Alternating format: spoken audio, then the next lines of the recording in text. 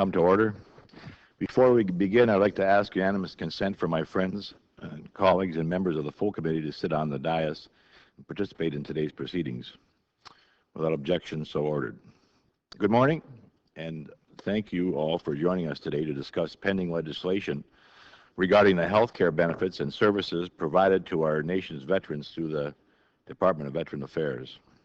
The 10 bills we will discuss this morning are H.R. 183, the Veterans Dog Training Therapy Act, H.R. 2527, to provide veterans with counseling and treatment for sexual trauma that occurred during inactive duty training, H.R. 2661, the Veterans Access to Timely Medical Appointments Act, H.R. 2974, to provide beneficiary travel eligibility for veterans seeking treatment or care for military sexual trauma, H.R. 3387, the Classified Veterans Access to Care Act, H.R. 3508, to clarify the qualifications of VA hearing aid specialists, H.R. 3180, to provide an exception to the requirement that federal government recover a portion of the value of certain projects, H.R. 3831, the Veterans Dialysis Pilot Program Review Act, H.R. 4198, the Appropriate Care for Disabled Veterans Act, and draft legislation to authorize VA major medical facility projects for fiscal year 2014.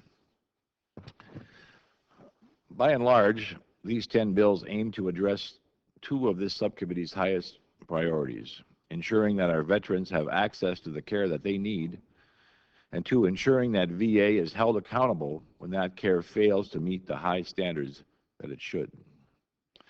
Some of these bills, such as H.R. 2527 and H.R. 2974, which aim to resolve gaps in care for veterans who have experienced military sexual trauma, address issues that have been raised through subcommittee oversight. Others, such as H.R. 2661 and H.R. 2508, H.R. 3831, which concern the lengthy patient waiting times, access to care for hearing impaired veterans, and ongoing issues with the provision of dialysis care, address issues that were raised through external stakeholder reviews by the VA Inspector General and the Government Accountability Office. Still others, such as H.R. 183 and H.R. 4198, which concern the need for innovative treatment options for veterans with post-traumatic stress disorder, and the need to ensure that VA maintains adequate capacity to provide for the unique health care needs of disabled veterans, address issues that were raised by our veteran constituents and the veterans service organizations. One other, the draft legislation to authorize VA major medical facility projects for fiscal year 2014, and of note, authorize the construction of a new bed tower at the James A. Haley Veterans Hospital in Tampa, Florida, is the department's own legislative request. I would note that VA's fiscal year 2015 budget submission includes 5 additional LEAF authorizations requests that are not included in the draft bill we will discuss this morning. While I recognize the value of those 5 LEAF authorization requests, which would certainly be included in future VA major medical facility lease authorization packages moving through the committee, I felt it was important to thoroughly analyze and receive stakeholder views on the department's fiscal year 2014 request. As you may know, last fall the House passed H.R. 3521, the Department of Veteran Affairs Major Medical Facility Lease Authorization Act of 2013, which would authorize 27 VA major medical facility leases requested by the department in the fiscal year 2014 budget submission. It's my sincere hope that H.R. 3521 will be passed through the Senate and quickly signed into law.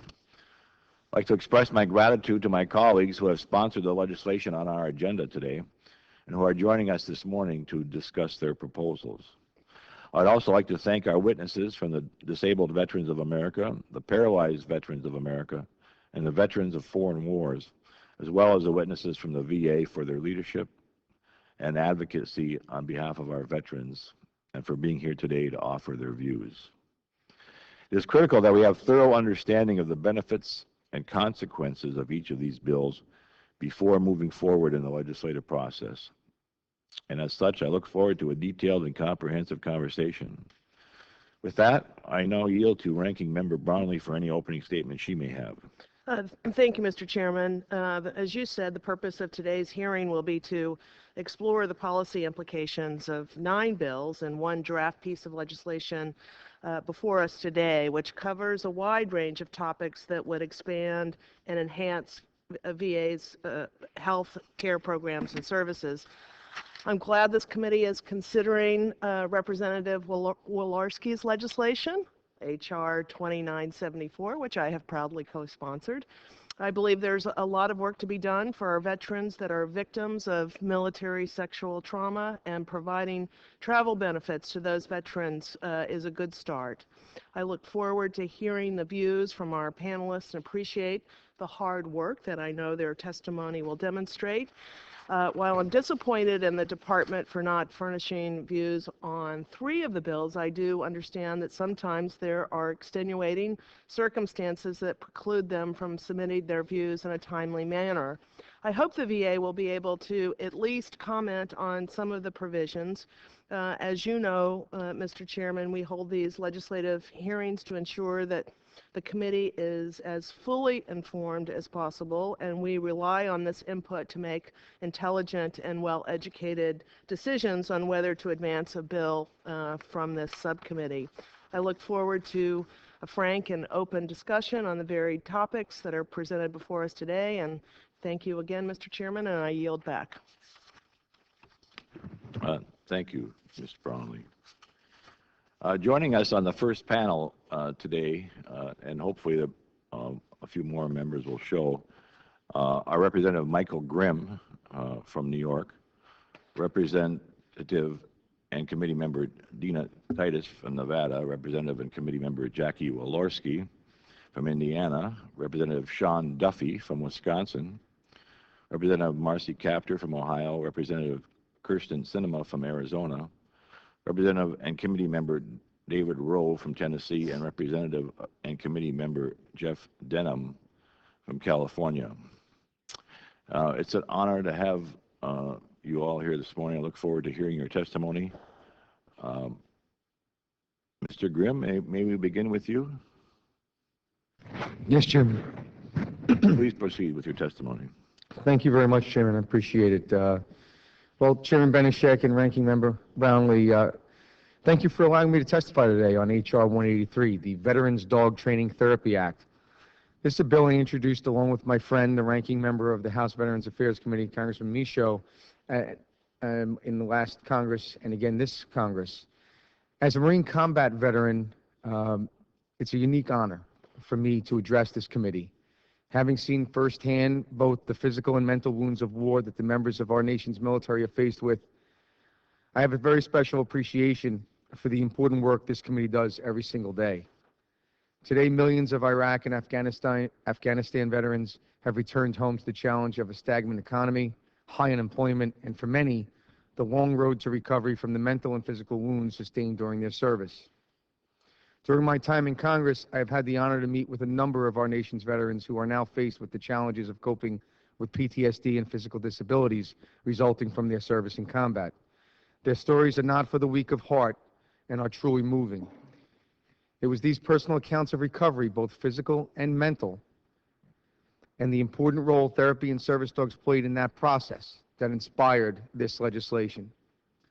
The Veterans Dog Training Therapy Act would require the Department of Veterans Affairs to conduct a 5-year pilot program in at least 3, but not more than 5 VA medical centers, assessing the effectiveness of addressing post-deployment mental health and PTSD through the therapeutic medium of training service dogs for veterans with disabilities.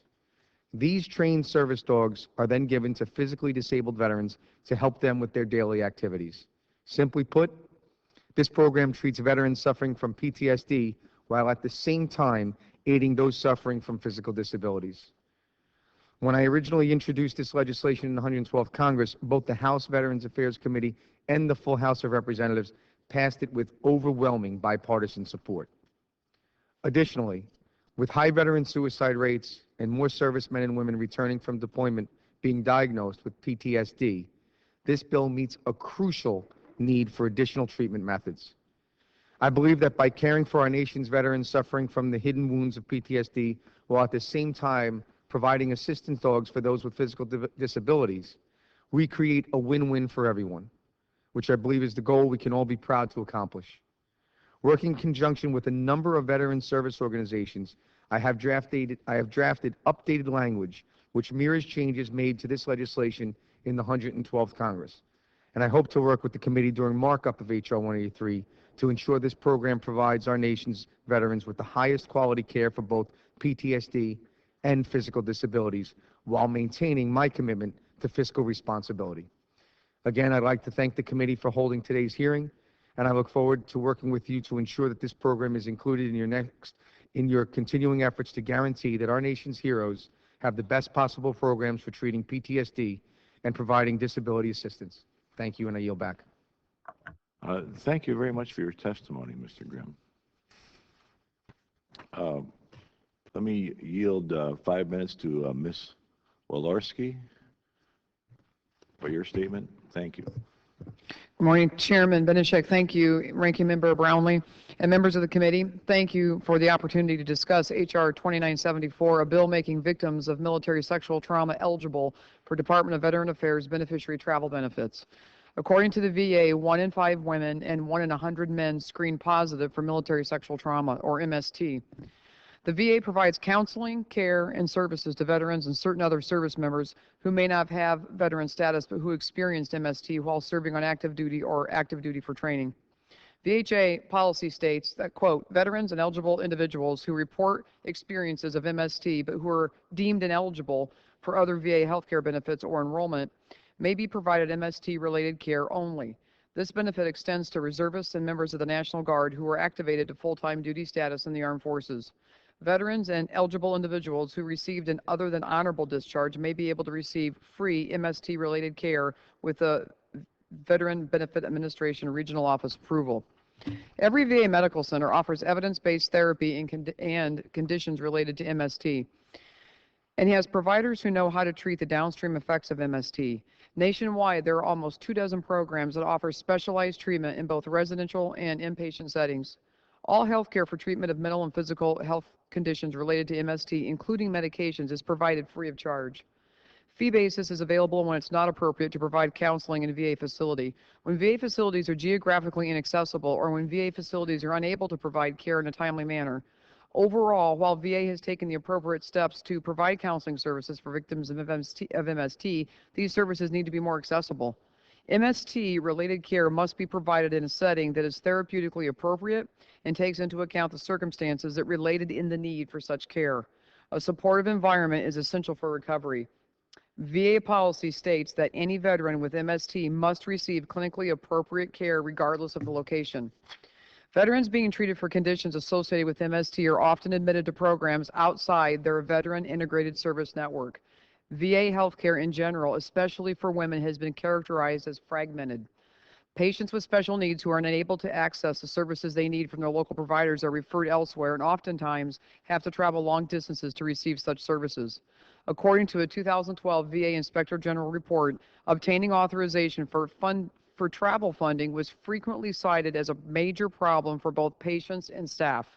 The beneficiary travel policy indicates that only certain categories of veterans are eligible for travel benefits, and payment is only authorized to the closest facility providing a comparable service. The current beneficiary travel policy contradicts VA's MST policy, which states that patients with MST should be referred to programs that are clinically indicated regardless of geographic location. A veteran should never have to choose to skip treatment for conditions related to MST due to distance or lack of transportation. I applaud VA's commitment to an effective program that provides counseling and treatment to men and women in need of help in overcoming the physical and psychological stress associated with MST. However, VA is not doing enough to help veterans access these important resources and services. Survivors of MST should not feel re-traumatized and helpless because of geographic barriers to treatment. Representative Custer and I introduced H.R. 2974 to make victims of MST eligible for VA beneficiary travel benefits. By better aligning the beneficiary travel policy with VA's current policy for responding to veterans who've experienced MST, H.R. 2974 ensures appropriate services are more readily available to meet the treatment needs of our nation's veterans. I'm grateful to work with Representative Custer and on the committee in addressing this critical issue for the survivors of military sexual trauma, and I again thank you for this opportunity to speak today. Thank you very much. Mr. Duffy? Yes. Good morning, and thank you, Chairman Benishek and Ranking Member Brownlee, for holding today's very important hearing and for allowing me to testify on my Bill 3508. I worked on this along with Congressman Tim Walz from Minnesota, and I appreciate all his work and efforts to make sure this is a bipartisan proposal. This is a proposal that will address the times and backlogs that our veterans have to provide or receive services from the VA. Currently, you have the VA that hires doctors of audiology, and which is wonderful. When our veterans receive services, the services are wonderful. The problem is there's long wait times and backlogs before they're actually able to get in and see the doctors. Oftentimes, a veteran who needs an initial exam or a hearing test will wait 2 weeks to 1 year for that initial appointment with the audiologist. And then their hearing aids are ordered. It's 2 weeks to 1 year before they actually get the hearing aid itself. And then, once they get the hearing aid, they have to go back to the VA where it's an appointment time of 6 weeks to 6 months before they get that appointment. And then if you have to have your hearing aid tweaked or adjusted, it's another wait time of 6 weeks to 6 months. This is unacceptable. When you have our younger veterans who are coming home from war and our aging veterans who have had hearing loss issues, you can't hear. And they're waiting weeks, if not months, before they can get into the VA. It's creating real problems, and I think a disservice to our veterans. This came to my attention. One of my constituents, Roger, he's a Vietnam vet. He's 70 years old. He had a hearing aid. The hearing aid went out on him, and so he called the VA to get an appointment to go get a new hearing aid, and they told him it would take 6 months before he got an appointment. 6 months. He can't hear. This is unacceptable. So he went to his local hearing aid specialist, bought a new hearing aid out of pocket, and paid $5,000 for it. Now, Roger could afford that. It was a significant dent to him, but a lot of our veterans can't afford to pay $5,000 to get service on their own when they actually could get service from the VA. So what we're doing in this bill is asking that we allow the VA to hire hearing aid specialists for the complex issues of hearing loss and hearing issues. We still have the audiologists, but we'll have hearing aid specialists who can do some of the more minor functions in regard to hearing loss, like dispensing, repairing, adjusting, and fitting the aids. So we can eliminate that backlog and get our veterans seen right away. So not only will the VA be allowed to hire hearing aid specialists, not required, not mandated, but allowed if they see fit to hire hearing aid specialists, we'll also allow the VA to contract with hearing aid specialists around our rural communities. I know, Chairman Benishek, you and I share district lines. We don't come from the most populated districts in the country. We live in rural America. And you hear stories about our veterans and the length of travel time they have to go to the VA clinics. If we allow the VA to actually contract with hearing aid specialists in their community, far less disruption for our veterans to just have the simple pleasure of hearing provided to them and services provided to them from the VA. So I hope the committee will consider our bipartisan proposal, and I think it goes a long way to making sure we're doing justice by way of the men and women who have so honorably served our country. I yield back. Thank you very much, Mr. Duffy. Now I'll call on Representative Sinema. Thank you, Chairman Benishek and Ranking Member Brownlee, for holding today's hearing. And thank you to my colleagues who've introduced important bills that improve the quality of care available to veterans, especially Congresswoman Walorski's legislation to make travel assistance available for veterans seeking care for military sexual trauma. I'm here today to discuss H.R. 3387, the Classified Veterans Access to Care Act, and thank you, Chairman Benishek, for co-sponsoring this bill. The Classified Veterans Access to Care Act ensures that veterans with classified experiences can access appropriate mental health services at the Department of Veteran Affairs. I'm working on this issue because last year, a veteran in my district, Daniel Summers, failed to receive the mental health care he needed and tragically committed suicide. No veteran or family should have to go through the tragedy that the Summers family experienced. Daniel Summers was an Army veteran of 2 tours in Iraq. He served on Task Force Lightning, an intelligence unit. He ran over 400 combat missions as a machine gunner in the turret of a Humvee. Part of his role required him to interrogate dozens of terrorist suspects, and his work was deemed classified. Like many veterans, Daniel was haunted by the war when he returned home. He suffered from flashbacks, nightmares, depression, and additional symptoms of post-traumatic stress disorder, made worse by a traumatic brain injury. Daniel needed help, and he and his family asked for help. Unfortunately, the VA enrolled Daniel in group therapy sessions, which Daniel could not attend for fear of disclosing classified information. Despite requests for individualized counseling or some other reasonable accommodation to allow Daniel to receive appropriate care for his PTSD, the VA delayed providing Daniel with appropriate support and care. Like many, Daniel's isolation got worse when he returned to civilian life. He tried to provide for his family, but he was unable to work due to his disability. He struggled with the VA bureaucracy. His disability appeal had been pending for over 2 years in the system without resolution, and he didn't get the help he needed in time. On June 10th of 2013, Daniel wrote a letter to his family. It begins, "I am sorry that it has come to this. The fact is, for as long as I can remember, my motivation for getting up every day has been so that you would not have to bury me. As things have continued to get worse, it has become clear that this alone is not a sufficient reason to carry on.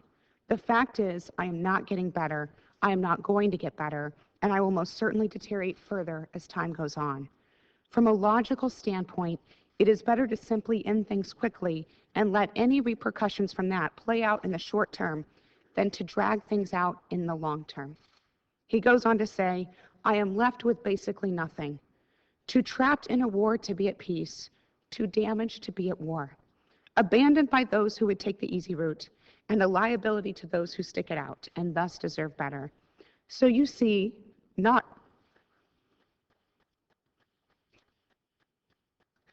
only am I better off dead, but the world is better off without me in it. This is what brought me to my actual final mission." Daniel's parents, Howard and Jean, were devastated by the loss of their son, but they bravely shared Daniel's story and created a mission of their own. Their mission is to ensure that Daniel's story brings to light America's deadliest war, the 22 veterans that we lose every day to suicide. My office worked with Howard and Jean to develop this act so that veterans can seek and receive comprehensive mental health care from the VA, regardless of the classified nature of their military experiences. Our bill directs the Secretary of the VA to establish standards and procedures to ensure that a veteran who participated in a classified mission or served in a sensitive unit may access mental health care in a manner that fully accommodates the veteran's obligation to not improperly disclose classified information.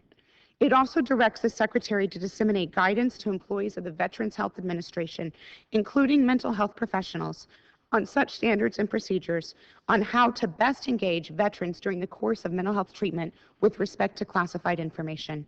And finally, the bill directs the Secretary to allow veterans with classified experiences to self-identify so they can quickly receive care in an appropriate setting. Our legislation is supported by the Retired Enlisted Association, the Association of the United States Navy, and the Iraq and Afghanistan Veterans of America. As the IAVA states in its letter of support, these reforms to mental health treatment are necessary to provide safe and inclusive care for all veterans. I look forward to continuing to work with the committee to ensure that no veteran feels trapped, like my constituent Daniel did, and that all veterans have access to appropriate mental health care. Again, thank you, Chairman Benishek and Ranking Member Brownlee, for including the Classified Veterans Access to Care Act in today's hearing. Thank you.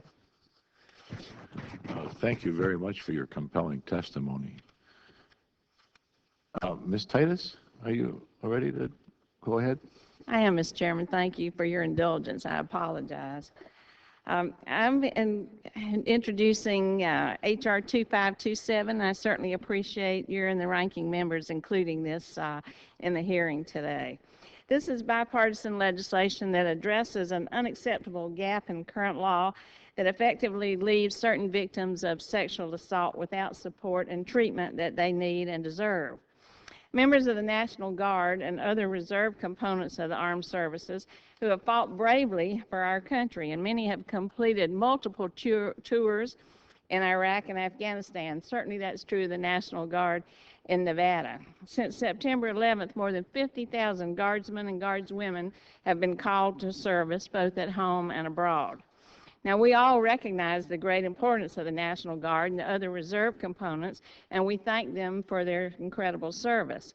Members of the National Guard and other reserve components who are unfortunate victims of sexual assault while they're on active duty are like members of other armed forces. They are provided with all the services and resources they need to recover and heal physically and emotionally.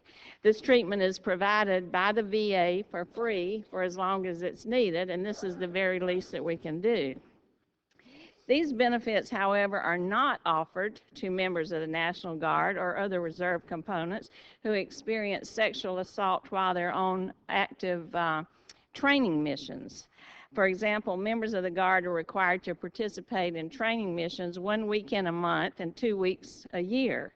This oversight is simply unacceptable, and it leaves many who've served our country so well without any assistance or support during a very devastating time if they are such victims. The National Guard Military Sexual Trauma Parity Act would fix this omission and clarify that all victims of sexual trauma in the National Guard or the other reserve components would have access to the resources and services they need, whether they're on active duty or they're in a required training mission. We should make it a priority to change the culture of the military and put an end to the acts of sexual trauma that exist within our military and that we've heard so much about lately. But until we do that, however, we have to provide victims of this kind of trauma with the care that they need. And certainly that would include not just the active military, but also our National Guard in these other times. So I want to thank many of the VSO organizations for their support. The VA is supportive of this, and I thank the subcommittee for including this important legislation, and I yield back. Thank you very much for your testimony and for the legislation. Dr. Rowe, are you ready to? Well, some members may be late in joining us, but I think as long as we're all here, I'd maybe ask a couple questions of the people that are here with us this morning. So I'll yield myself 5 minutes to begin that. Mr. Grimm, there's a statement from the VA in their written testimony I would like you to respond to. It says the VA does not support the specific provisions of H.R. 183 because the bill focuses on the training of the dog as opposed to what we believe is the goal of the legislation, which is finding better ways to improve the health of this veteran population. Could you respond to that? Certainly, and thank you, Chairman. Simply put, they completely missed the mark. It's actually the veteran that may have post-traumatic stress that's training the dog. It's the actual training that is the therapy itself.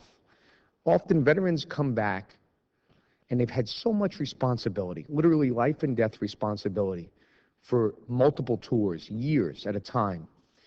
And they come back and they feel very minimized. They don't have that sense of responsibility. Many of them can't find work.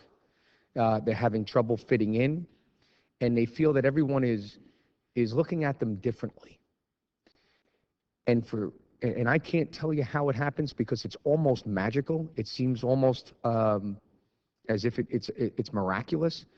But what we've noticed is when these veterans tend to this animal, to this dog, to train them, one, it gives them that sense of responsibility back again, that they're doing something that's important. And the way these animals just seem to know how to act around these veterans is simply amazing. So it gives them a sense of purpose. And when they know that the dog, if they succeed, the dog is fully trained, that then that dog is going to be given to a fellow veteran with physical disabilities. It's a veteran helping another veteran. That's what's happening here. So it's whether the dog actually gets trained fully or not is almost irrelevant. If the dog gets fully trained, great. We pass that dog on, he gets certified and goes to another veteran. But if not, what we're finding is many times the veteran, just that sense of being needed is a big step in the process of being healed. And sometimes they even just want to take the dog home and it becomes a pet. Either way, and that's why the actual training of the dog is very secondary. It's that sense of purpose given to that veteran. That's the actual therapy itself. So I think the Veterans Organization in this administration in this case is just completely missing the mark. I yield back. Well, I certainly know that we just did a field hearing in California, and that they have veterans who are working with horses. I'm not a horse person, but they found that's the same thing, in that the animal seems to be able to provide a measure of confidence to patients with post-traumatic stress disorder and that. And I think, there's a lot of opportunity for this sort of alternative methods of treating these, because we should be really casting a wide net to try to find what can help many of our veterans. So I applaud your efforts here. Let me, you ready to talk now? Oh, okay. Well, one other question for you, Mr. Grimm. Would you be willing to consider amendments to H.R. 183 that would allow the VA to be flexible in the housing and training off campus, as the VFW suggested? Chairman, absolutely. In fact, I've proactively been working in conjunction with several VSOs on this issue and intend to suggest modified language to the committee based on a number of recommendations that we've already received. So there are VSOs that are doing this in Palo Alto and other places that have gotten it pretty much down to a science, and we're willing to incorporate all of those things. So we think that absolutely. Thank you. I think I'll yield to Ms. Brownlee for questions. Thank you, Mr. Chairman. I'm not sure that I have a question, but I did want to make a remark with regards to Ms. Sinema's bill, and thank you for bringing this bill forward. And suicide and suicide prevention is one of the #1 goals of this committee. And as you know, and the committee knows, and the audience knows, that we have 22 suicides a day in our country by our veterans, and that is completely unacceptable. And I know that your legislation, unfortunately, will not save Daniel's life, but hopefully it will save someone else's life. And I know today, even on the mall, the Iraq and Afghanistan Veterans of America, whose #1 priority is suicide prevention, is having a big occasion out on the mall, and will be raising flags, thousands of flags, in honor of our veterans who have committed suicide and who have served our country so honorably. So I just wanted to thank you for bringing this legislation forward. And this seems like a very, very simple fix that is part of the VA's policy in some sense, and a very simple fix to potentially save future lives. So thank you very much for bringing it forward. Well, I yield 5 minutes to Dr. Rowe to present his testimony. Okay. Thank you, Mr. Chairman. It's my pleasure to present H.R. 3831, the Veterans Dialysis Pilot Program Review Act, to my colleagues on this subcommittee. This bill would prevent the Veterans Health Administration from rolling out a new in-house dialysis centers until an independent review of the VHA dialysis pilot program has been completed. 2009, the Secretary of Veterans Affairs launched a VHA dialysis pilot program, creating 4 test sites at outpatient VA clinics to see if quality dialysis treatment could be delivered to veterans in-house at a lower cost than contracting to carry out to commercial dialysis treatment centers. In 2012, a GAO report, which I asked to be inserted into the record, thank you, shows that that early implementation of the dialysis pilot program has shown many weaknesses, including erroneous cost estimation practices and cost savings calculations. The Department of Veterans Affairs, however, is moving to expand the in-house dialysis program nationally before a review of the pilot program has been performed. In fact, VA is still contracting for an independent analysis of how well it's working. H.R. 3831 would simply direct the Secretary of Veterans Affairs to halt the establishment of any new VA dialysis clinics until each of the 4 original pilot sites has been operating for 2 years, an independent analysis of the sites is conducted, and a full report has been submitted to Congress. The intent of this bill is to ensure that we find out if this pilot program is in the best interest of veterans and taxpayers before the VA rolls out the program nationally. And just let me say this briefly. This doesn't prevent the 4 centers from continuing exactly what they're doing, and it does nothing to veterans receiving care right that they are now from the private sector. It's just to see if the program works before we roll out another program at the VA. How many times have we seen this? We start a program, don't even analyze it, and then we're explaining and trying to figure out why it doesn't work. That's all we're doing, is just asking to do exactly what the VA said it would do, which is to analyze the program before they expanded it. That's all this is. And anecdotally, Mr. Graham, I completely agree with what you're doing, and I wholeheartedly support. I've seen veterans at home, met veterans and talked to them. It is really amazing to see what these animals can do. So I am very supportive of your bill. I yield back. Thank you. Ms. Walorski, do you have any questions you'd like to ask? Thank you, Mr. Chairman. I just have a couple of comments. To Representative Grimm, I applaud your efforts as well. I was just at Walter Reed's Research and Development Facility just a couple of weeks ago and saw a whole new program they're laying out with actually a whole breed of labs that they're using for pet therapy. And they've even taken it a step farther, which I think is phenomenal, because the therapy is for the veteran. And they're actually now allowing the veteran to name their therapy dog the name of their buddy that was left behind that was killed. And it's powerful.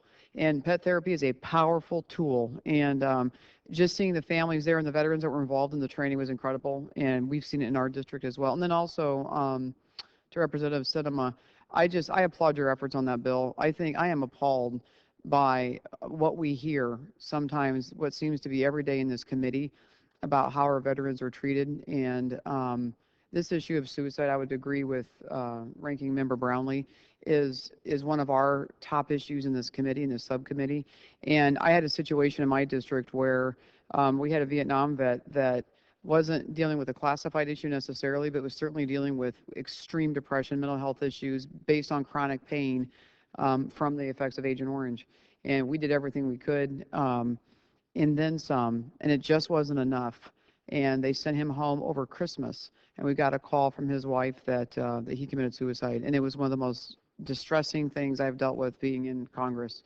It's a sad, sad reality, and we have to do better. We just have to completely do better for the sake of our veterans in this country. And I yield back the rest of my time. Thank you, Mr. Chairman. Thanks, Ms. Walorski. Ms. Kuster?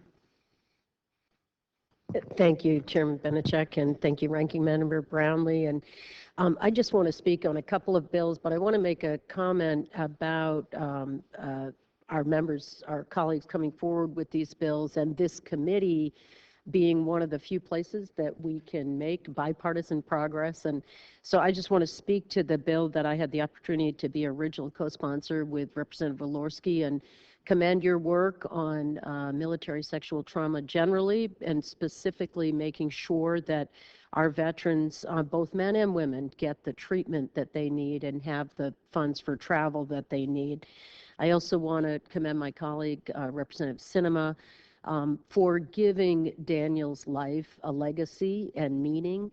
And I think for all of us, we each have our individual stories in our districts, but I've had the opportunity to meet Daniel's family with you, and just to know that he his life will have a purpose if we can do everything that we can on this committee and convince our colleagues that this is a priority issue for our country. And lastly, to my colleague, Representative Titus, I do a lot with the National Guard in New Hampshire, and we have also had a very high level of participation in these conflicts. And I think it's critically important to include the National Guard. I've been having a series of roundtables with our veterans and our VSOs and our National Guard on the issue of military sexual assault. And I completely agree with you that we need to eradicate this problem from our military, but in the meantime, we need to be doing everything we can in this committee to make sure that people get the treatment that they need in a timely way. So I have no questions, just comments to thank you for your leadership, and thank you, Representative Brownlee, for your leadership on this committee. Thank you. Thank you, Ms. Kuster. Ms. Negrete McLeod, do you have any questions? Ms. Titus, do you have any questions? Well, I think we can excuse you from the panel. Thank you very much for your testimony today and for taking the effort to put forth these good efforts to improve service to our veterans. Thank you very much for your time. Is there anybody else? I think we'll proceed to the next panel. Mr. Denham may still arrive to present his bill, and if he does, we'll give him some time to present his case.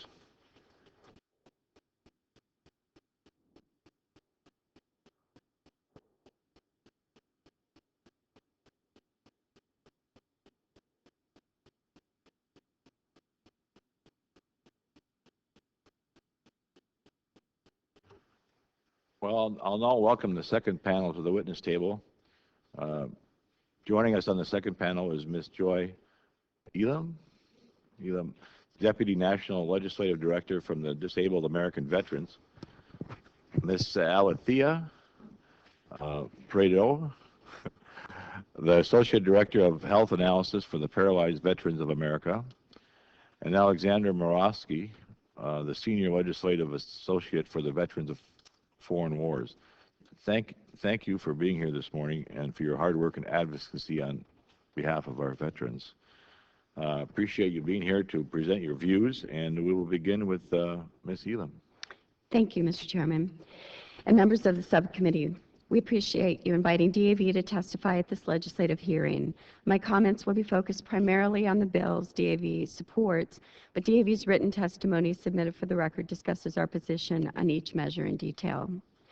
H.R. 2527 seeks to expand eligibility for counseling and treatment for conditions related to military sexual trauma, or MST.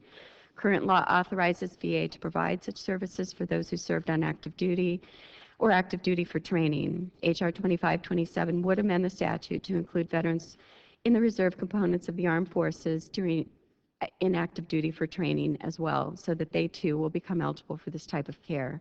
Based on DAV Resolution 125, we're pleased to support this measure and urge its enactment. H.R. 2974 seeks to provide eligibility for beneficiary travel reimbursement to veterans receiving care in one VA facility, but based on a clinical determination, they need to access a specialized MST program or treatment only available at another VA facility. According to the Inspector General, as noted, patients and VA mental health staff have indicated they are often challenged to obtain authorization for VA-funded patient transportation to these specialized centers. DAV Resolution 125 calls on VA to ensure all MST survivors have access to the specialized treatment programs and services they need to fully recover. Therefore, DAV supports this legislation, but we also recommend the subcommittee review the VA's beneficiary travel policy as it relates to other groups of veterans' access to VA specialized care as well. H.R. 2661, the Veterans Access to Timely Medical Appointments Act, would direct VA to establish a national standardized scheduling policy to improve timely access to care. While the intent of this bill is laudable and we appreciate the sponsor's efforts, DAV believes the overriding component to solve many of VA's access challenges is a lack of an effective automated scheduling system. While the bill seeks to rectify many of the existing problems identified by GAO, enactment of this bill would not address what we consider the core issue, specifically the implementation of a modernized scheduling system, so that VA could begin to be, based on reliable data, begin to assess demand versus capacity, as well as determine associated staffing needs and resources more accurately. While DAV supports the intent of the legislation based on our Resolution 204, we urge the subcommittee to work with the bill sponsor and VA to fully address the underlying issues related to this problem and determine how the intent of this measure could be best achieved. H.R. 3387 seeks to ensure that standards and procedures are in place for VA clinicians who provide mental health treatment to veterans who served in classified military missions. We agree that guidance on how to best engage such veterans during course of mental health treatment is critical to ensuring the veteran is able to access appropriate care and services without having to disclose sensitive information. DAV Resolution 193 supports program improvement and enhanced resources for VA mental health programs, and we believe this bill is consistent with the purposes of our resolution. Therefore, DAV offers its support of this measure. H.R. 4198 seeks to reinstate the requirement for an annual report to Congress on the capacity of VA to provide specialized treatment and rehabilitative needs of disabled veterans. Although we have no specific resolution to calling to reinstate the report, we do acknowledge the importance of having data that accurately reflects available capacity for these important services. However, due to the changes in healthcare delivery since the requirement of the original report, we recommend amendments to the bill that would track capacity in discrete bed-intensive units along the lines of the intent of the bill, yet also obtain relevant information on VA program capacities that are no longer bed-intensive, such as specialty outpatient mental health services, substance use disorder treatment services, and long-term services and supports, among others. DAV asks the committee to consider approving the bill in its current form with the understanding that at a future legislative meeting of the committee, an amendment would be offered by the bill sponsor incorporating the changes we hope to achieve cooperatively. My final comments are related to the draft bill to authorize major VA medical facility projects for fiscal year 2014. DAV strongly supports this draft measure on the basis of DAV resolutions number 28 and 188. Mr. Chairman and members of the subcommittee, thank you for considering the views of DAV today, and I'm happy to respond to any questions you may have related to these proposals or on any of DAV's testimony. Thank you. Thank you very much for your testimony. Ms. Prideaux, you may begin. Thank you. Chairman Benishek, Ranking Member Brownlee, and members of the subcommittee. Paralyzed Veterans of America, PVA, would like to thank you for the opportunity to present our views on the healthcare legislation being considered by the subcommittee. These important bills will help ensure that veterans have access to quality and timely healthcare services through the Department of Veterans Affairs. We are particularly pleased that H.R. 4198, which is a legislative priority for PVA, is among the legislation being reviewed today. My remarks will focus on only a few bills as PVA's full statement has been submitted to the subcommittee. H.R. 2661, the Veterans Access to Timely Medical Appointments Act, proposes to establish a standardized scheduling policy for veterans enrolled in VA healthcare. This scheduling policy would mandate that VA schedule all primary care appointments within 7 days of the date requested by the veteran or the healthcare provider on behalf of the veteran, and require specialty care medical appointments to be scheduled within 14 days of the date requested by the veteran or physician. Timely access to quality care is vital to VA's core mission of providing primary care and specialized services to veterans. PVA is concerned with how to determine the best standardized policy for scheduling primary and specialty care appointments. Measuring patient access and demand is an extremely complex task. Despite VA's stated goals of providing primary care appointments within 7 days for veterans' requested date and 14 days for specialty care, wait times continue to exist. Legislating these goals as standardized policy for scheduling VA medical appointments has the potential to lead to unintended outcomes that could force VA into contracting for care with private providers too frequently.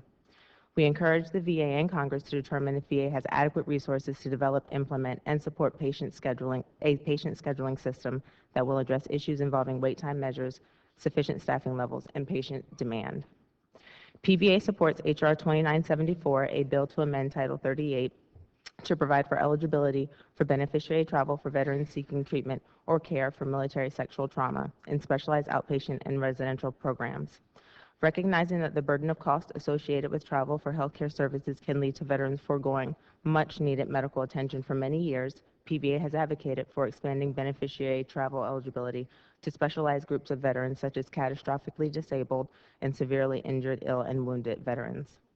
PBA believes that veterans seeking treatment for MST should be eligible for beneficiary travel, and sufficient resources should be provided for the costs associated with expanding this program. Lastly, PBA strongly supports H.R. 4198, the Appropriate Care for Disabled Veterans Act. This legislation proposes to amend Title 38 to reinstate the requirement for an annual report on the capacity of the VA to provide specialized treatment and rehabilitative needs for disabled veterans. Many of the VA's specialized systems of care and rehabilitative programs have established policies on the staffing requirements and number of beds that must be available to maintain capacity and provide high-quality care. When VA facilities do not adhere to these staffing policies and requirements, veterans suffer with prolonged wait times for medical appointments, or in the case of PBA members, having to limit their care to an SCI clinic despite the need to receive more comprehensive care from an SCI hospital. Requiring the VA to provide Congress with an annual capacity report to be audited by the Office of Inspector General will give VA leadership and Congress an accurate depiction of VA's ability to provide quality care and services to disabled veterans. This is particularly important for measuring access and bed capacity of VA specialized services for blinded veterans, veterans with spinal cord injury or disorder, and veterans who have sustained severe traumatic brain injury. PBA also urges the subcommittee to not only reinstate the reporting requirement, but also update the language in Title 38 to most accurately reflect specialized services within VA for VA long-term care, mental health, and substance use disorders. We thank the subcommittee for recognizing VA's capacity to provide specialized services as a priority in VA healthcare delivery, and look forward to working with our VSO partners and the subcommittee to update this report so that it reflects useful information that will improve care delivery for all veterans receiving services through VA's specialized programs. Again, I thank you for the opportunity to submit our views on this bills being reviewed today, and I'm happy to answer any questions. Thank you very much for your testimony. Mr. Morosky, can you proceed? Chairman Benishek, Ranking Member Brownlee, and members of the subcommittee, on behalf of the Veterans of Foreign Wars of the United States and our auxiliaries, I want to thank you for the opportunity to present VFW's stance on legislation pending before this subcommittee. The bills we are discussing today are aimed at improving the quality of veterans' health care, and we thank you for bringing them forward. The Veterans Dog Training Therapy Act. The VFW recognizes the potential value of canine therapy and would not be opposed to a pilot program to treat veterans for PTSD by teaching them to train service dogs. We do, however, have two suggestions that we believe would strengthen this bill. First, we suggest that the bill be amended to allow VA to carry out the pilot program in partnership with existing community resources. Second, we recommend the bill be amended to allow VA the flexibility to house the dogs at off-site locations when necessary. With those changes, the VFW would fully support this bill. H.R. 2527. The VFW supports this legislation, which would authorize VA to provide counseling and treatment to service members who experience MST during inactive duty training. The VFW strongly believes that members of the reserve component who experience MST during weekend drills or other inactive duty deserve the same MST-related services as those who experience sexual trauma while activated. The Veterans Access to Timely Medical Appointments Act. Although the VFW strongly supports the intent of this legislation to reduce appointment wait times for veterans, we do not support the statutory mandate of VA's 7-day primary care and 14-day specialty care appointment wait time goals. The VFW is primarily concerned that this legislation would force VA to utilize purchase care. VA's new purchase care model, PC3, is still being implemented. Its effectiveness is still unknown. It may not be the best option for many veterans. The VFW wants to see PC3 succeed, but as a secondary option to direct care as it was intended. To solve this problem of long wait times, VA must implement its plans for appointment scheduling, physician staffing, and purchase care, and the VFW urges continued congressional oversight to ensure that those things happen. H.R. 2794. The VFW strongly supports this legislation. Under current VA policy, all MST victims eligible for residential rehab treatment programs eligible for residential rehab treatment programs, and facilities that do not have those programs have been directed to refer veterans to those that do. Not all MST victims, however, meet the current criteria for beneficiary travel reimbursement. This legislation would fix that problem, fully aligning VA travel policy with MST treatment policy. H.R. 3508. This legislation will authorize VA to hire hearing aid specialists as full-time employees at department facilities to provide hearing health services alongside audiologists and hearing health technicians. Although we appreciate this bill's intent to increase hearing health access, the VFW believes that VA has the ability to address that issue under its current hiring authority. We strongly believe that VA must improve timeliness in issuing and repairing hearing aids. By adding a new class of provider whose scope of practice overlaps that of existing employees does not get to the root of the problem. To fully address the issue, VA must determine proper staffing levels of audiologists and hearing health technicians necessary to provide timely care and increase the number of those employees accordingly. H.R. 3180. The VFW supports this legislation, which would allow state veterans homes that receive residential care contracts or grants from VA to also contract with VA under the Health Care for Homeless Veterans Supported Housing Program. As long as there are homeless veterans who need them, beds in state veterans homes should not remain empty simply due to the unintended consequences of a federal regulation. The Classified Veterans Access to Care Act. VFW supports this legislation, which would require VA to develop standards to provide care for veterans who participate in sensitive missions in a way that does not require them to improperly disclose classified information. The VFW believes that this requirement is reasonable and would ensure that veterans feel that they can access the mental health services they need without violating any non-disclosure responsibilities they may have. The Veterans Dialysis Pilot Program Review Act. The VFW supports this legislation. A May 2012 GAO report found that VA was planning to expand the dialysis pilot despite not having developed adequate performance measures to evaluate the existing locations. The purpose of any pilot program should be to assess its strengths and weaknesses on a small scale before deciding whether or not it should be expanded. The Appropriate Care for Disabled Veterans Act. The VFW supports this legislation, which would reinstate the requirement for VA to submit an annual report to Congress on its capacity to provide for the specialized treatment and rehabilitative needs of disabled veterans. The VFW believes that current accurate data on VA capacity will greatly assist Congress in conducting oversight on veterans' access to care. The draft bill to authorize major medical facility projects. It's critical that VA is provided with the authority to enter into the 27 major medical leases. Many of these leases have been awaiting authorization for nearly 2 years. These facilities provide direct medical care in the community where veterans live, and VA must enter into these new leases to serve their needs. The VFW supports the provision expanding VA's enhanced use lease authority, but VA must make every effort to lease these unused or underutilized properties for projects that directly support veterans and their families before considering other leasing projects. Mr. Chairman, this concludes my testimony, and I look forward to any questions you or other members of the committee may have. Thank you very much, Mr. Morosky, for your testimony. And I'll begin, I think, yielding myself 5 minutes for some questions. The question I had was about the appointment schedule there, or the timely access. Are there any provisions of that legislation that you do support?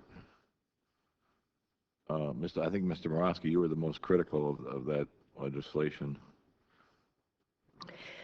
I think for DAV, I mean, we support the intent, wanting to have timely access. I think we did have some concern about legislating the 7-day and 14-day requirements. But I think for DAV, the biggest thing was that to really achieve these goals, we felt that the core of the problem is the scheduling package that's over 30 years old, and VA has testified on that a number of times. So to achieve the things that, and correct the deficiencies that they think they really want to get at, I think that's the most important thing for us, that would be included. But you know, I think the overall intent to improve access, we don't have a problem with. All right, great. Go ahead, Ms. Padula, do you have a response? Just to piggyback off what Ms. Elam just said, we agree with the intent. Our concern would just be making sure that the VA has adequate tools to ensure that the standards that are set are standards that are reasonable and positively impact patient care delivery within the VA. Mr. Morosky, do you have any? And Mr. Chairman, we also support the intent. It's mainly the 7 and 14-day requirement that we don't support. You know, wait times results is another way of saying access. And VA's plan for access right now is to develop its appointment scheduling policy so that the wait times are accurate and representative. They're not accurate and representative right now, so to put a day number on it when they're not accurately reporting what the wait times are may be a bit too soon. It's also their physician staffing plans that they're instituting across specialty care as part of access. It's hard to have access if you don't have enough providers. And third, they're just finishing rolling out their PC3 program. And so all those things put together are going to equal access, and we certainly support the greatest level of access, and we support the intent of this bill, which is to provide that. Right, right. Well, you brought up this PC3 program. You know, I have my own particular concerns about how that's going to work, because I'm not sure what level of payment they're going to provide to providers, and if people are actually going to sign up now. You know, talking to the VA myself on several occasions, they seem to think that it's all going to go hunky-dory, but I don't know that that's actually going to be the case. You know what I mean? Because I haven't seen any actual numbers of how many people have actually signed up. So I'm just so hesitant, and I understand your concern about mandating in statute, you know, a date and a time, but I don't see, you know, all the time that I've talked to the VA people, they say, well, we're going to have it done, and then it never actually happens. So we keep, you know, bypassing deadlines, and that, and it's very frustrating to me. Let me switch topics a little bit. There was some concern about HR 183, the Veterans Dog Therapy Training Therapy Act. The statement for the record from the Wounded Warrior Projects equated HR 183 with a directed research program. It states that decisions to fund research initiatives, however appealing as they may appear, should be based on peer review evaluation process. Do you agree that the pilot program that would be mandated by HR 183 amounts to directed research? Does anyone have a comment on that? I was not able to read the statement from the Wounded Warriors, but as far as research, I can only imagine that they're likening it to the fact that the VA, this is not a traditional program in the area of mental health. And along the lines of the comments that you made earlier from the first panel, PVA supports this as an alternative, non-traditional method for mental health care and dog therapy training. I'm not sure, we'll definitely have benefits from it, and it could be considered research in some respects, but I'm not sure that I agree with the statement that it's directed research. Right. Mr. Morosky, I think the Veterans of Foreign War in their written statement expressed concerns regarding the potential use for kenneling service dogs in a VA medical center could lead to some problems. And would you be supportive of the amendments? I don't know, I can't remember if you answered that or not, to HR 183 that would allow the VA flexibility to house and train service dogs off campus? Yes, we would. That, along with allowing them to go into community partnerships like the Palo Alto VA medical facility does with, I believe it's called the Bergen Canine Institute. We feel that's been very beneficial. It's led to positive patient and provider responses. So with those two things, we would be supportive of this legislation. I think you heard that Mr. Grimm was, you know, willing to do that sort of thing. So I hope that you all can get together and figure that out. Yes, sir, we will. Out of time. Thank you. Ms. Wolarski, do you have any questions for the panel? Oh, Ms. Brownlee, sorry. Thank you, Mr. Chairman. You've asked a lot of the questions that I was going to ask, but I think I'll go back again to HR 2661, and I concur that I agree with the intent of the bill. I think I just wanted to ask, I hear what the concerns are with regards to, you know, strict standards and possibly encouraging some data manipulation, and we wouldn't get the, you know, the accurate data that we are all looking for, which is a very small wait time and not a long one. Do you think that that is still happening, that we haven't done enough oversight to correct it? I think that we do need an automated system. We're not there yet, but I mean, do you see this happening across the country in terms of not providing accurate information? I think there's been, you know, continued concern because of the limitations of the current IT system that's in place of what VA can actually do. I think the parts of the bill that talk about making sure people are trained properly and know the procedures and the policies is critical. I mean, that's absolute. But without a system that's nuanced for what they're really trying to capture today, I think everybody at the end of the day, everybody wants to just be sure we know, are people waiting? They want to be sensitive in certain areas if there's a backlog in a certain area for certain procedures, so that they can then transfer resources into that area and the proper amount of staff. We don't want to see VA just having to, send people out of the system unless it's absolutely necessary because they can't get a timely appointment.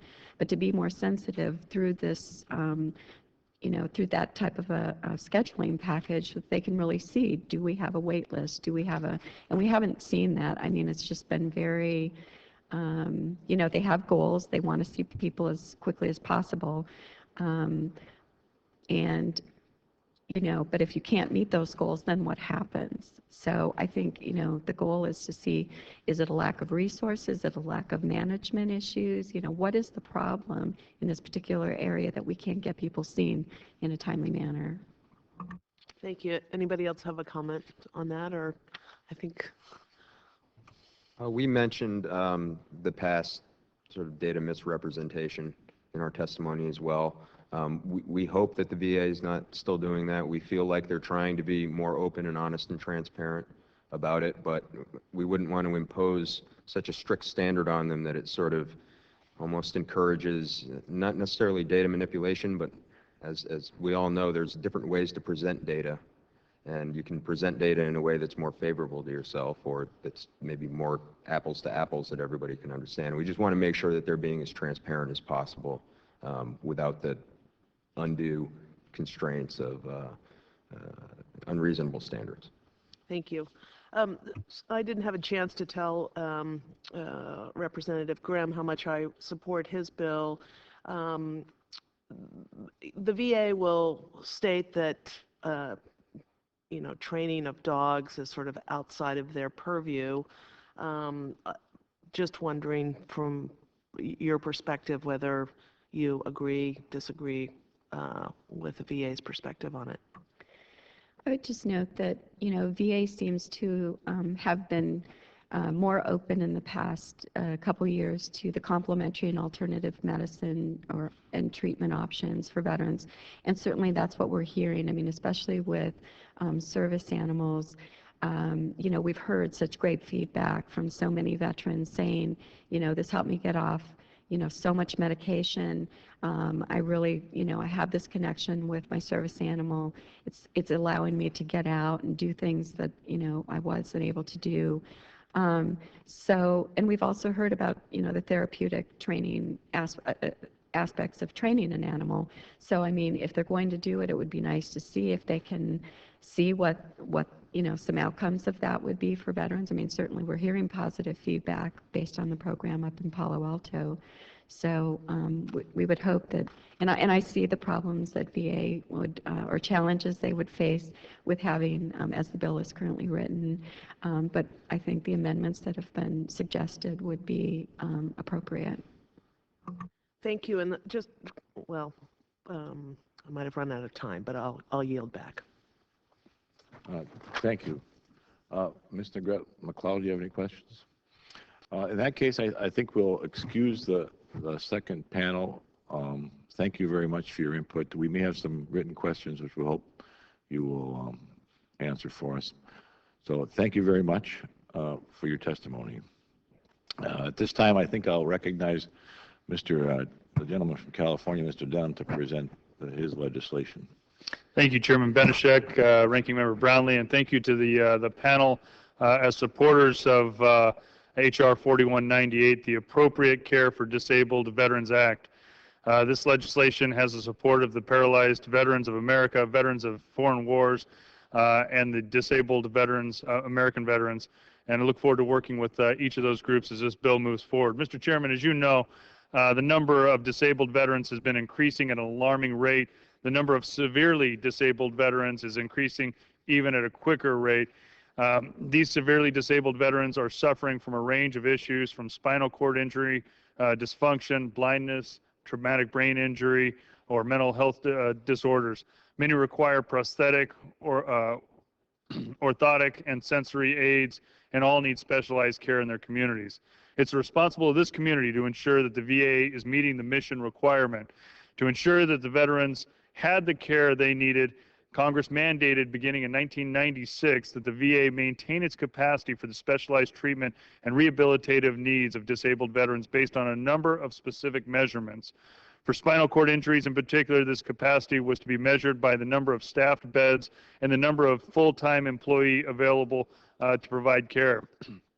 The VA was also required to report this information to Congress after it was reviewed by the VA's office and the Inspector General. Unfortunately, this report requirement has lapsed, and consequently, so has the VA's adherence to the capacity standards required by Congress. As an example, Paralyzed Veterans of America testimony explains how issues involving VA's capacity, such as staffing, directly impacts daily bed censuses and thus creates access issues for veterans who need comprehensive care. With this bill, we have the opportunity to restore and modernize that reporting requirement so that this committee and our partners in the VSO community maintain a thorough understanding of the VA's ability to provide specialized care across the Veterans Health Administration system. To that end, I welcome the testimony that we just heard. The American people have provided extraordinary resources to the Department of Veterans Affairs. It is our job to provide oversight of those resources. We cannot provide the oversight necessary without accurate information. Mr. Chairman, thank you for letting me speak out of order. Thank you very much, Mr. Denham. At this point, I think we'll call up the third panel then. Joining us from the Department of Veterans Affairs is Dr. Madhulika Agarwal, the Deputy Undersecretary for Health for Policy and Services. She's accompanied by Mr. Philip Matkovsky, the Assistant Deputy Undersecretary for Health for Operations and Management, and Renee Sabala, the Acting Assistant General Counsel. Thank you all for being here this morning. Dr. Agarwal, please proceed. Good morning, Chairman Benishek, Ranking Member Brownlee, and members of the subcommittee. We appreciate your continued efforts to support and improve veterans' health care. Thank you for the opportunity to address the bills on today's agenda and to discuss the impact of these bills on VHA's healthcare operations. Joining me today are Mr. Philip Matowski, Assistant Deputy Undersecretary for Health for Operations and Management, and Ms. Renee Zabala, Acting Assistant General Counsel. I want to thank the subcommittee for the opportunity to testify concerning the bills we support. Starting with H.R. 2527, VA fully supports affording the same crucial benefits to our National Guards and reservists as others who have suffered the indignity of military sexual trauma. VA is poised to begin delivering services to the population as soon as this bill is enacted. Let me also assure the subcommittee that while we do not yet have prepared views on H.R. 2974, our evaluation of the bill is being done within the context of recognizing the importance of this issue for these veterans. Likewise, although in draft form, the Major Medical Facilities Projects Bill would authorize critically needed operations, and VA supports it as well. With respects to the other bills on the agenda, I want to state at the outset that VA supports the intent behind many of the provisions in these bills, but have valid concerns that have been highlighted in our testimony, and we ask the subcommittee to reconsider them. H.R. 183 requires a 5-year pilot to evaluate using service dog training programs to address post-deployment mental health and PTSD symptoms and produce specially trained service dogs for veterans. VA is fully committed to effective and proven treatment modalities as well as to alternative therapies, especially for veterans suffering from mental health disorders, including PTSD. However, VA does not support H.R. 183 as written, which contains a high number of requirements related to selection and training of the proposed service dogs. The bill requires specialized and rigorous training methodology for these service dogs, which exceeds the competence and expertise in VHA. We have concerns about H.R. 2661. This bill seeks to identify specific standards with respect to appointment scheduling and access to VA services. VA is fully supportive of systems and organizational processes that promote a culture of excellence and accountability. However, H.R. 2661 does not provide the critical flexibility that is needed to manage clinical acuity, resources, and patient preferences for appointment scheduling. VA looks forward to continuing our ongoing and active engagement with the subcommittee and other members in this very important area. Another bill which we cannot afford our support as written is H.R. 3505. This bill seeks to clarify qualifications for hearing aid specialists within the department. We believe the clinical expertise that is already provided in the department by our audiology health technicians working under the supervision of our professional audiologists can provide the necessary services that this bill seeks to require. Should VA need to leverage the capabilities of hearing aid specialists, the Secretary already has the legal authority to appoint such individuals. H.R. 3831 would prohibit VA from expanding the freestanding dialysis pilot programs and prohibit the creation of any new dialysis capability provided by VA. VA plans to brief our Congressional Committee on the results of the dialysis pilot program before establishing any new freestanding dialysis center. However, restricting our ability to create a capacity in our super CBOCs or in our replacement hospitals or the new medical centers that are planned to be activated soon would negatively impact our ability to deliver services to veterans who need dialysis at these sites. Finally, we do not believe that H.R. 3180 as drafted has application in the current contracting environment for state homes. We also have concerns about the potential impact on our residential settings. In the time allotted to prepare for this hearing, we were not able to complete our views and testimony on the remaining two bills. Thank you for the opportunity to testify before you today. My colleagues and I will be pleased to respond to questions that you have or other members may have for us. Thank you. Thank you for your testimony, Dr. Agarwal. I'll yield myself 5 minutes for questions. So I hope that you will submit answers or some comments on the other legislation that you say you haven't had time to do Yes, sir, we in the near future. So I'd appreciate that. I understand Mr. Duffy's reason for his legislation about the audiology component. Have you done any studies about his concern with waiting 6 months to get and the timeline? I mean, are you trying to hire more audiologists? I mean, what's the story with that whole problem? Yeah. So thank you again for an opportunity to clarify certain issues related to the wait times, both for the hearing aids that would be delivered to our veteran patients as well as to be able to see an audiologist in the clinic. We have taken actions in both fronts. So let me just describe what had happened about the hearing aid delivery to our veteran patients that had gone in for repairs. There had been a vacancy in the Denver Acquisition Logistics Center for a long period of time, which has been rectified. And the delivery times for those repairs are back to our standards. As for the hearing services wait times in the audiology clinics, various actions have been taken. First of all, the number of audiologists and support staff has been increased. The number of sites of care where we provide audiology services has also been increased. We are increasingly providing teleaudiology services. The sites, if I can recall correctly, are going up from 25 sites to up to 71 sites by the end of this year, largely in the rural communities.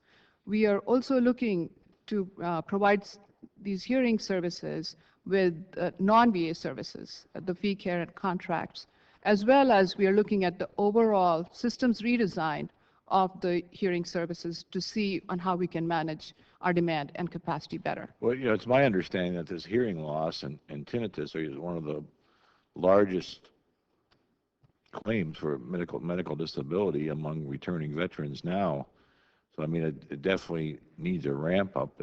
I appreciate what you said here. I didn't quite analyze in my brain as fast as you said it, the implications of all that. We'd like to look at that a little bit better. But I appreciate that. My other question is about the dialysis um, pilot program that Dr. Roll, his legislation that he talked about. Um, I guess I don't understand. As I understand it, he thinks that we should analyze the results of the pilot program before moving along to, building more centers, because I'm sort of familiar with dialysis in that, most of the dialysis in the country now, is done through, local dialysis centers. Um, and it just seems to me that supporting that access, um, is better than the VA having a sort of another access point, um, in the same community as there are already maybe services. So I'm just a little bit concerned about the duplication there. Am I incorrect in that assumption? Because people who are getting dialysis now are getting dialysis now. They're being paid from different sources. So, I was in a situation where in my local area there were two dialysis centers, one at the VA and one at the other, community hospital. So that didn't make much sense having two different dialysis centers. And I just seem to think that the VA supporting the local dialysis for the person makes a little more sense than having another one in the VA. Can you kind of give me your thoughts on that? Sure. So, sir, currently VA overall provides dialysis to 17,000 veteran patients. Of that, only 20% of it is done in-house in our medical centers. Right. We have 65 facilities that offer dialysis service in the, as you probably noted, in our medical centers. Not everyone provides it. Right. The other 80% is, of course, with non-VA care through different contracts. Right. The four pilot that we were referencing earlier was started in 2010. And the intention here is to look at four aspects. First of all is the quality of care, the access to care, veteran satisfaction, as well as if they're cost effective. So that component of the pilots, sir, we will be completing that evaluation because there was a certain delay in two of those centers in the next couple of years, and we will be submitting to Congress before we will proceed with expanding any freestanding units. However, we have certain medical centers that are going to be activated this year, Orlando being one example. And they have 10 regular dialysis stations and one isolation.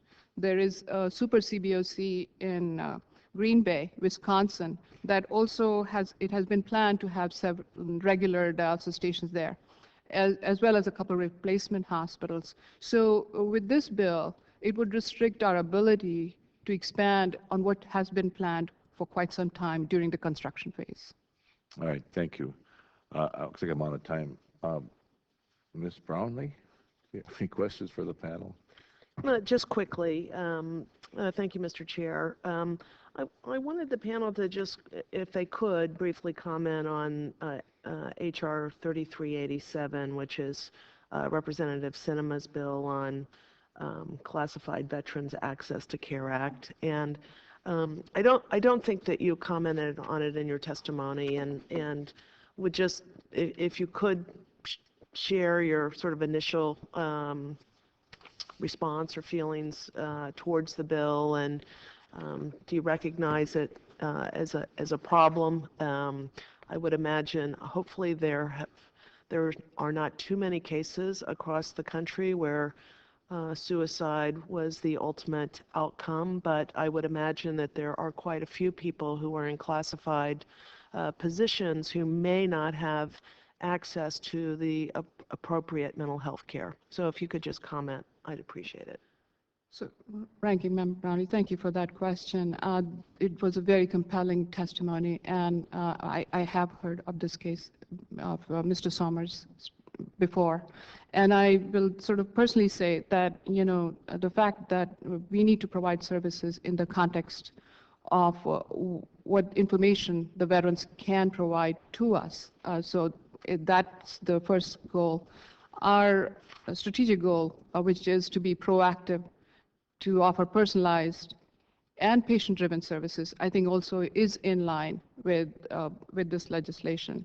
That it's got to be done within that context. That if someone is not ready for group therapy, then we need to offer the kind of services that sort of fit their needs and no one else's. So I don't know if I'm on the right track, but clearly I think the intent is going to be well supported. And if we need to provide more education and guidance to our clinicians, we will do so. Thank you. And I also wanted to ask briefly on the on your draft bill. I think part of the bill, the draft legislation to authorize the major medical facilities project includes in Section 4 amendments that modify the definition of a medical facility.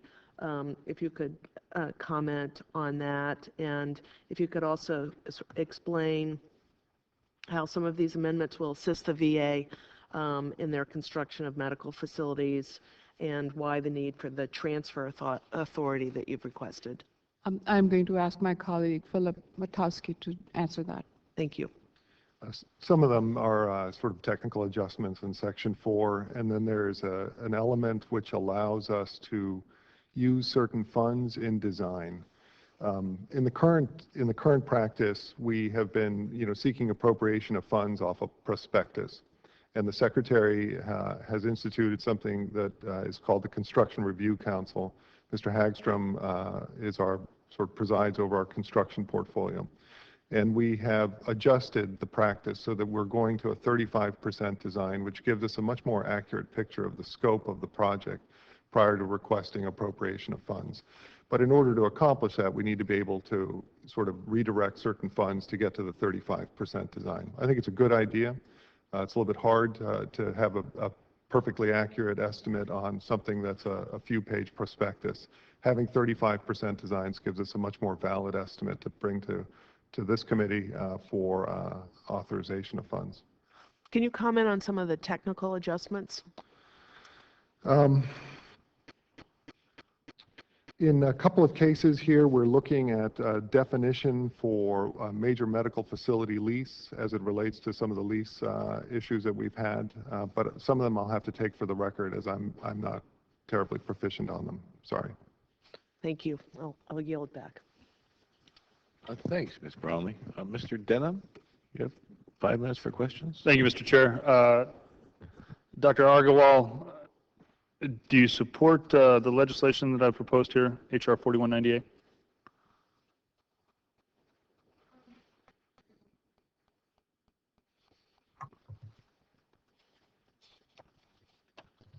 This is 3180, sir? 4198. 4198.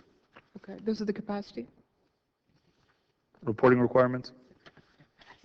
So we have to provide you the formal views of the department, but as a concept, I will tell you that the capacity report, as I've seen it, until 2008, provided detailed information on the availability of beds as well as services for many of our program areas: spinal cord injury, rehabilitation, mental health, and so on. So in general, I think it's very important to know what the capacity is. So in that, of course, we agree that it should be supported. However, healthcare delivery has also evolved over time, and there are many services that were provided way back in 1996 have sort of changed their scope. So I think it's going to be important to make sure that the metrics for each of these programs is appropriate. So is that an excuse on why the reporting is not being done today? Because they've changed? So I would not say that this is an... So how long does it take you to support a bill, to get authorization back from the agency? Sir, I'm going to defer it to my right. We just got too many bills. Too many bills? Yeah, we have too many committee hearings, too fast. And I understand. even though we only get your testimony the night before, we still find time to prepare questions and be prepared for the committee hearing. This bill's been in print for over 2 weeks, so we would expect a response. I think that our disabled veterans would expect a response. How do you respond to the testimony of the PVA, which states that staffing vacancies are creating access issues for severely disabled veterans?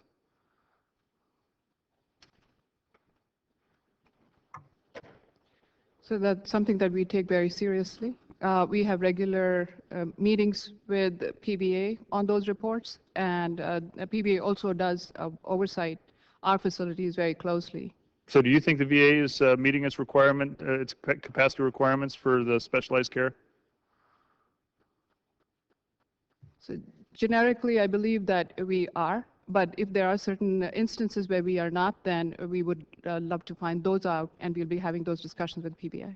Well, that's fantastic. We'd love to find that out too, which is why we want that 1996 reporting requirement back to Congress. That's an important reporting requirement that we feel that Congress not only should mandate, but we ought to actually get that information back so we know whether you're doing your job. So as I previously stated, we certainly support the intent, but I think we need to also have the appropriate metrics. And when can you provide what those metrics would be back to this committee? I don't know is not a good answer for us to take back to our constituents. I do understand that, but healthcare has evolved so that beds is not the metric now for everything. We do telehealth. We have CBS. I understand, but the question here is a reporting requirement. Congress is going to continue to mandate that reporting requirement. If you're telling us that there needs to be new metrics in place, we would ask, what do you think those metrics should be? And I don't know is not a good answer. And I understand. I mean, I think we provide technical assistance when asked to feed into that. Okay, so if you're telling us that new metrics need to be in place, how long will it take you to come back to this committee with what those new metrics are? I can't give you a date. I can't. Can you give us an estimation? Can we give them an estimation? I think that's ill-advised. It's too many facets of VA get involved, and it's hard to control. So all I can say is telling a disabled veteran that has come back from serving in our military that they may have to wait because we don't know is not an acceptable answer. So this committee will be providing a list of questions so that we can get back those answers in writing on what those metrics should be, what the timeline would be, and what the reporting requirements will be. And we'll get it all to you as fast as we can. Thank you. I yield back.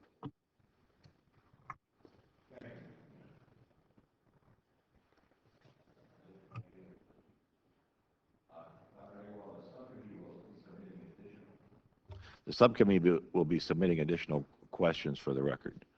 I would appreciate your assistance in ensuring that expedient response to these inquiries. If there's no further questions, then the third panel is excused. I ask unanimous consent that all members have 5 legislative days to revise and extend their remarks and include extraneous material. Without objection, so ordered. I'd like to thank again all of our witnesses and the audience members for joining us this morning. The hearing is now adjourned.